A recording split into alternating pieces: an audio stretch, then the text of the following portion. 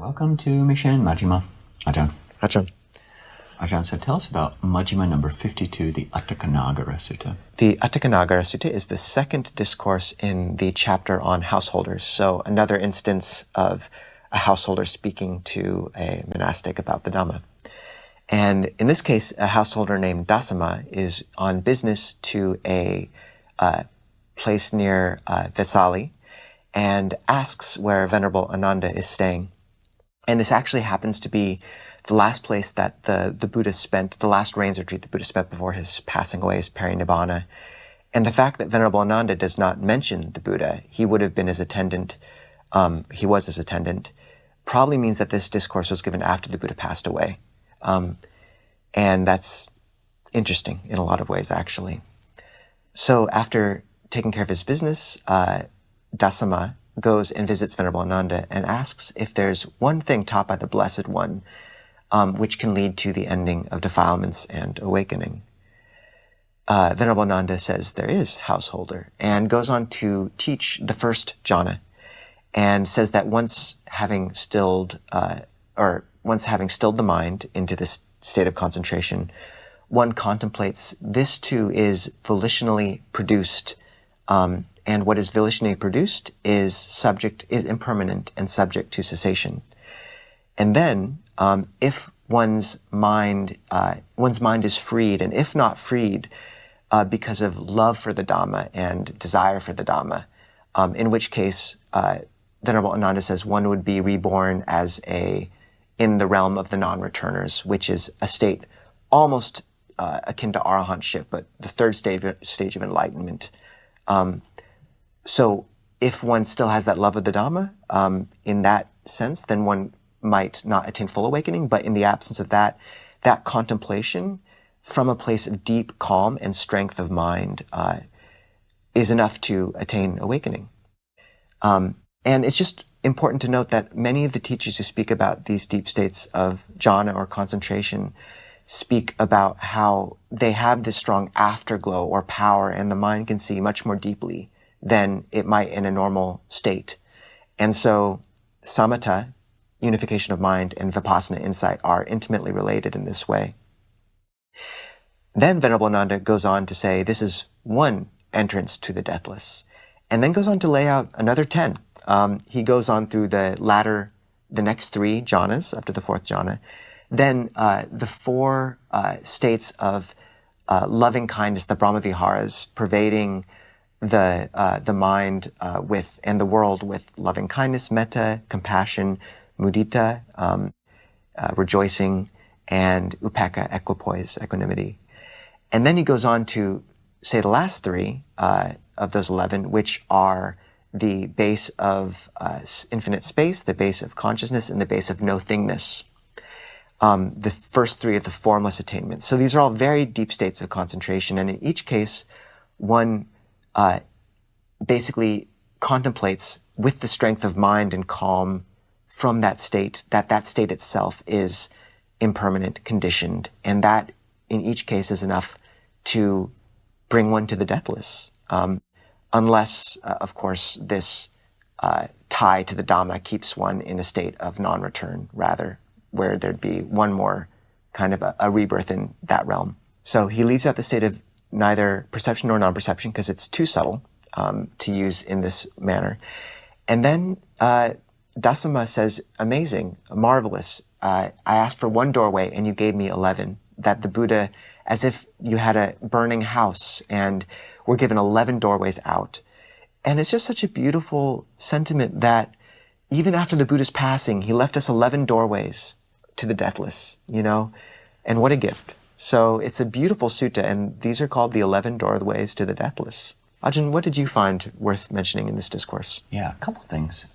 One is these terms which you highlighted as well of Dhamma raga and Dhamma nandi, or desire for the Dhamma and delight in the Dhamma, as being things which do obstruct arahantship, but which actually are supports for all of these other amata dvaras, these doors to the deathless, of all of the jhanas, all 4 jhanas, the 4 Brahmavihāras, and the three of the immaterial states. that this desire for the Dhamma, delight in the Dhamma, are actually supports for this. So I think that's worth noting and paying attention to, that there can be this place for this affective note of Dhamma desire. And also Dhamma chanda is another word that comes up, a wholesome, healthy desire for the Dhamma. This can be a motivating factor, and realizing the flavor of that, because we can replace our unhealthy, unwholesome desires and delights for sensuality, which are obstructions to jhana attainment, and towards obstructions to the Brahmavihāras, through this desire, delight, joy in the Dhamma.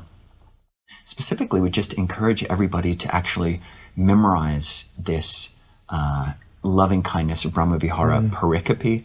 It's in the Amaravati chanting book, both in Pali and English, and it's worth memorizing in both the English version, taking the first person pronoun of I will abide pervading one quarter with a heart, or in Bhikkhu Bodhi's translations, a mind, a citta, a mind imbued with loving kindness.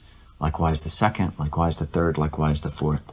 So above and below, around and everywhere, and to all as to myself, I will abide pervading the all-encompassing world with the heart-mind imbued with loving kindness, abundant, exalted, immeasurable, without hostility and without ill will. This is the stock phrase for loving kindness, for compassion, for mudita, or empathetic, sympathetic joy, this gladness, and for equanimity.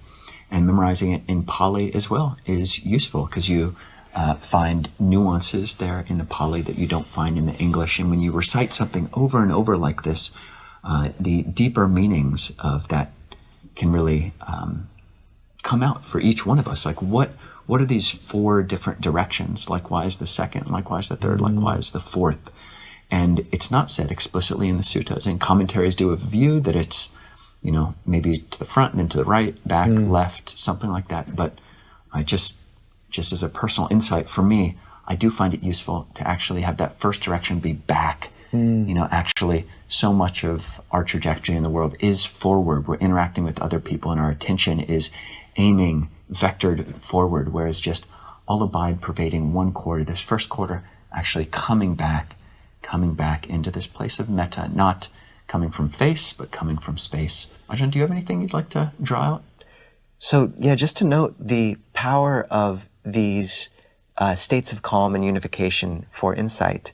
Many people will know the four images associated with the jhanas, these deep states. There's the simile of the bathman's apprentice needing water and piti, rapture into the body, of a lake filling with water, cool water from below. That's the second jhana. Of the third jhana's simile of lotuses immersed in cool water, and the fourth simile of a white sheet covering someone from head to toe. People don't often notice there's one other sutta called the 5 factors of samadhi, where it gives a fifth image, and it's a person, just as a person standing would look at another person sitting, or a person sitting would look at a person lying down.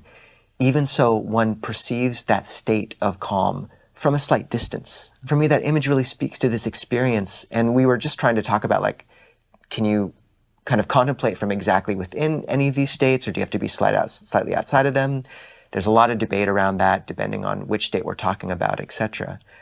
But just the sense that once we've achieved a state of calm, that just as a person standing might look down, as you emerge from these states, that there's the ability to see the mind from a slight distance in that moment, and that because the mind is so strengthened through calm, the body becomes strong through movement, the mind becomes strong through stillness, that it's enough to break one through to the deathless. So I think that's an interesting image to point out, a person standing looking at one lying down. And just as the tide pools of the ocean are often where the most life and insight can be found, even so this kind of periphery of a jhanic state, I think, can be where a great deal of insight can be gained. Ajahn, what else would you draw out of this discourse? Yeah, just to point out that as the Buddha is reflecting on each of these states, he notices that this is conditioned and volitionally produced. This is why he leaves his first 2 teachers before he attains enlightenment. because their teachers weren't the highest. You reach some of these states like infinite space or infinite consciousness, and it feels like the best thing in the universe. Every infinite space, infinite consciousness, it's fabulous. But then getting 1 degree of remove, like you're saying, this stepping out, this is conditioned, volitionally produced, and it makes you, okay, this is not, this is a doorway to the deathless. It's not yet the deathless itself. So, and Ajahn, what is the word of the week? The word of the week is Ceto Vimutti, which means liberation of mind or heart. And it comes from Ceto, mind, and Vimutti, which has the root much, which means free. So I wish that for everyone, including myself. Yeah, maybe so. Thank you.